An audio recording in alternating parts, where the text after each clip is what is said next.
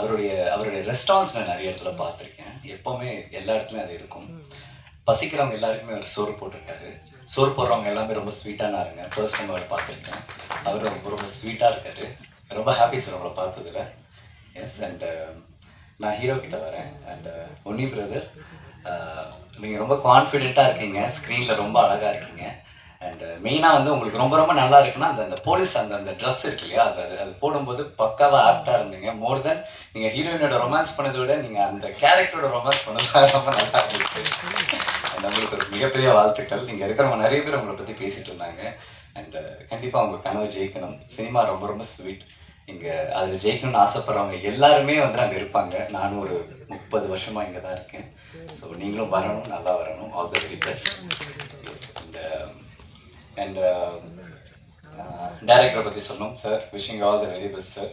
கண்டிப்பாக வந்துட்டு இந்த படத்துலேயே உங்களுக்கு நீங்கள் நினச்சது நீங்கள் எல்லாமே எடுத்துட்டிங்களா, உங்களுக்கு எல்லாமே கிடச்சிச்சு. ஆனால் கண்டிப்பாக அந்த பதிலுக்கு நோன்ற ஒரு பதில் கண்டிப்பாக இருக்கும் அந்த கேள்விக்கு. ஸோ ஃப்யூச்சரில் இந்த படம் எப்படி வந்து தியேட்டருக்கு வந்து ஒரு நல்ல ஒரு ஒரு ஒரு ஒரு ரெவென்யூ பார்த்து இன்னொரு நல்ல ப்ரொடியூசர்ஸ் கிட்டே போயிட்டு நீங்கள் நினச்ச நிறைய நல்ல படங்கள் எடுக்கணும் sir. Wishing all the very best. And editor ரொம்ப நல்லா பண்ணாங்க. அந்த கேமராமேன் அண்ட் மியூசிக் டைரக்டர் அவங்க ஒர்க் ரொம்ப ரொம்ப நல்லா இருந்துச்சு. உங்களோட ஐட்டம் நம்பர் சாங்கில் உங்கள் கான்சன்ட்ரேஷன் பயங்கரமாக இருந்துச்சு. அந்த சாங் ஆக்சுவல் ரொம்ப நல்லா இருந்துச்சு. And all the very best. And fights அண்ணா ஹாய் அண்ணா, உங்களுடைய வலி வந்துட்டு எனக்கு ரொம்ப நல்லா புரியுது. அண்டு கண்டிப்பாக நீங்கள் ரொம்ப ரொம்ப நல்லா வருவீங்கண்ணா. சினிமாவை ரொம்ப வருஷமாக பார்த்துட்ருக்கீங்க. அப்படிப்பட்ட ஒரு சினிமா கண்டிப்பாக உங்களை மாதிரி ஆளுங்க கைவிடவே விடாது. Wishing you all the very best. And producer கிட்ட வரேன். நான் இப்போ தான் கொஞ்சம் முடி கீழே உட்காந்து பேசிகிட்டு இருந்தேன். அவர் சொன்ன ஃபஸ்ட்டு வார்த்தையை, தம்பி நம்ம சீக்கிரம் ஒரு படம் பண்ணுறோம் அப்படின்னாரு. ரொம்ப sweet. Thank you so much sir for your offer. And sir, இன்றைக்கி சினிமா உண்மையாகவே ரொம்ப ரொம்ப நல்லா இருக்கும் சார். இது ஒரு நல்ல ஸ்டேஜ்னு நினைக்கிறேன். சில விஷயங்களை நான் வந்து ரொம்ப ஹாப்பியாக சொல்லணும்னு நினைக்கிறேன். சார், இன்றைக்கி உட்காந்துருக்கிற சிஎம் வந்துட்டு நிறைய ப்ரொடியூசர்ஸ் ஜெயிக்க வச்ச ஒரு சிஎம். கண்டிப்பாக வந்து உங்களுக்குமே உங்களுக்கான ஒரு தேட்டராக இருக்கட்டும், இதாக இருக்கட்டும், அந்த சிஎம் கண்டிப்பாக பண்ணுவார். அண்ட் இந்த திரைத்துறைக்கு வந்துட்டு ராஜ்மோகன் அண்ணா வந்திருக்காரு. எனக்கு ரொம்ப ரொம்ப ரொம்ப சந்தோஷமாக இருக்குது. ஏன் அப்படின்னா, நிறைய இடத்துல பார்க்குறேன் அவருக்கு என்ன பெருசாக எக்ஸ்பீரியன்ஸ் இருக்கும் அப்படின்லாம் சொன்னாங்க. அவருக்கு நிறைய எக்ஸ்பீரியன்ஸ் இருக்குது. நிறைய சினிமா மக்கள்கிட்ட வந்துட்டு அவர் நல்ல கனெக்ஷனில் இருந்திருக்காரு. அவர் பாலிடிக்ஸ் வர்றதுக்கு முன்னாடியே அவர் நிறைய நல்ல நல்ல ஆட்கள், நல்ல நல்ல கஷ்டப்படுற ஆர்டிஸ்ட் கிட்டலாம் அவர் நிறைய பேசியிருக்காரு. ஸோ அவர் இந்த பொசிஷனில் உட்காந்தது எனக்கு ரொம்ப ரொம்ப ரொம்ப ஹாப்பியாக இருக்குது. அண்ட் அவருக்கு நான் விஷ் பண்ணிட்டேன்.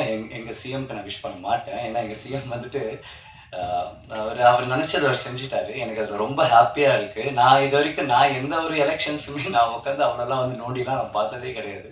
திஸ் அ ஃபர்ஸ்ட் டைம் அவருக்கு என்ன நடக்குது என்னன்னு சொல்லிட்டு எல்லாமே நானுமே பார்த்துக்கிட்டு இருந்தேன். ஸோ அவருடைய வெற்றி வந்துட்டு ஒட்டுமொத்த தமிழ் மக்களோட வெற்றி, அவங்களுடைய எண்ணத்துக்கான ஒரு வெற்றி. So wishing him all the very best. இந்த ஸ்டேஜை அதுக்கு யூஸ் பண்ணிக்கிறேன்.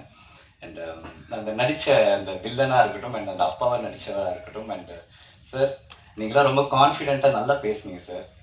சினிமாவில் வந்து நீங்கள் எவ்வளோ வருஷம் இருக்கீங்கன்னு எனக்கு தெரியாது. பட் இந்த இடத்துல பேசணும்னா அதுக்கு நல்ல கான்ஃபிடென்ட் ஒன்று வேணும். அது உங்கள் எல்லாருக்கிட்டையும் இருந்துச்சு. Wishing you all the best sir உங்கள் எல்லாருக்கும். அண்ட் கூல்னா ரொம்ப க்யூட்டாக செம்மையாக இருக்கீங்க. அண்ட் எனக்கு எனக்கு எனக்கு ரொம்ப ரொம்ப பிடிக்கும். எனக்கு ஏன் இதில் ரொம்ப பிடிக்கும்னா, எதுவாக ரொம்ப தைரியமாக பேசுவார், யாருக்கும் பயப்பட மாட்டார். சினிமாவை ரொம்ப வருஷமாக நேசிச்சுட்டு இருக்காரு. பெரிய படமோ சின்ன படமோ, அது எந்த படம் அது ஜெயிக்குதோ தோக்குதோ அதெல்லாம் தேவையே கிடையாது. அந்த படங்களுக்கு ஒரு ப்ரமோஷனாக அவங்க கூப்பிடலன்னா கூட சில படங்களுக்கு அவர் ப்ரமோட் பண்ணி கொடுத்துருக்காரு. ஸோ சினிமா ஜெயிக்கணும்னு சொல்லிட்டு இருக்காரு. நீங்களும் நிறைய நல்ல நல்ல படங்கள் பண்ணணும், பெரிய படங்கள் பண்ணணும், சீக்கிரமாக ரொம்ப ரொம்ப பெரிய இடத்துக்கு போகணும். And wishing all the very best. ரொம்ப ஹாப்பி உங்களெல்லாம் பார்த்ததில். அண்ட் இந்த பிஆர்ஓ இங்கே வாங்கினது இவரை பற்றி நான் கண்டிப்பாக பேசணும். ஏன்னா இவர் கூப்பிட்டு தான் இந்த ஒரு ஸ்டேஜுக்கும் இந்த ஒரு படத்துக்காகவே நான் வந்தேன். அண்ட் ரொம்ப ரொம்ப நல்ல மனுஷன். நிறைய ப்ரொடியூசர்ஸ் நல்லா பார்த்துக்கோங்க. நல்ல படம் நல்லா வரணும்னு சொல்லிட்டு 24/7 கஷ்டப்படுற ஒரு மனுஷன். ஸோ யா, அண்ட் ரொம்ப ஹாப்பி உங்கள் எல்லாருமே பார்த்ததில். And thank you so much. Thank you. பிரச்சனை நான் குடும்பத்தை நான் சொல்கிறேன். ஏம் ரவி சார், ரவி மோகன் சார், உங்களோட கதையெல்லாம் நான் பார்த்தேன். அந்த வீடியோவை எடுத்து நான் யாருக்கு அனுப்பணுமோ அந்த வீடியோவை அனுப்பிச்சேன். எல்லா குடும்பத்திலையும் பிரச்சனை இருக்க தான் சார் செய்யுது. யாருக்கு பிரச்சனை இல்லை? எவ்வளோ பெரிய ஆள் வேணா எடுத்துக்கங்க. சினிமா மட்டும் இல்லை, அரசியல், தொழிலதிபர் யாராக இருந்தாலும் சரி பிரச்சனை இருக்க தான் செய்யுது. நீங்கள் அதை வெளியில் கொண்டு வந்து வேடிக்கை பார்க்குற நிலைமை தான் வந்திருக்கு. பல பேர் சப்போர்ட் பண்ணுவாங்க, பல பேர் எதிர்ப்பு தெரிவிப்பாங்க. இதே மாதிரி நடிகர் பிரசாந்த் அவர்கள் எனக்கு தெரிஞ்சு சூப்பர் ஸ்டார் ரஜினி சாருக்கு பிறகு அடுத்த இடத்தை பிடிக்க வேண்டியவர் தியாகராஜன் சாரோட சன் பிரசாந்த் சார் தான். அவர் பிடிச்சிருக்கணும். அவரும் இந்த மாதிரி ஒரு குடும்ப சூழ்நிலையில் மாட்டிக்கிட்டு அந்த இடமே வெற்றிடமாச்சு. அதனால் ஜெயம் ரவி சார், தயவு செய்து சொல்கிறேன், நானும் ஒரு குடும்பஸ்தன், அதனால் உங்களுடைய உடன்பிறவா சகோதரனாக சொல்கிறேன், ஏற்ற இறக்கங்கள் இருக்க தான் செய்யும். அதை தயவு செய்து பெரியவங்க பேசி அதை முடிவு பண்ணுங்க. ஏன்னா இந்த நேரத்தில் வார்த்தைகளை கொட்டிட்டாக்க, ஏன்னா உங்களுக்கு 2 பசங்க இருக்காங்க, நான் அவங்க பசங்களுக்காக தான் வாழ்ந்துட்டு இருக்கேன்னு 2 பேரும் மாறி மாறி சொல்லிட்டு இருக்கீங்க. அதனால் தயவு செய்து சொல்கிறேன், நீங்கள் என்னோட சின்னவரா பெரியவரா இல்லை உங்கள் வயது உடையவனா என்னன்றது எனக்கு தெரியல. ஏன்னா உங்கள் கம்பெனியில் நான் சாப்பாடு சாப்பிட்டவன், சம்பளம் வாங்கினவன், அந்த நன்றி உணவோடு சொல்கிறேன். தயவு செய்து ஜெயம் ரவி சாருக்கு தகுந்த, அதற்கு தகுதி உள்ளவர்கள் அவங்க 2 பேருக்குமே ஒரு கவுன்சிலிங் கொடுத்து இணைத்து வைக்க பாருங்க. ஏன்னா ஜெயம் ரவி சாரோட குடும்பம் எனக்கு நல்லா தெரியும்.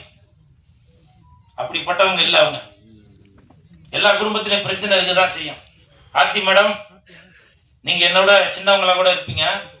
உங்க பாதம் தொட்டு கேட்கிறேன், உங்களுடைய குழந்தைகளோட நலன் கருதி தயவு செய்து நீங்க ஒரு சுமூகமான ஒரு முடிவு எடுத்து நீங்க ஒத்துமையா வாழணும்.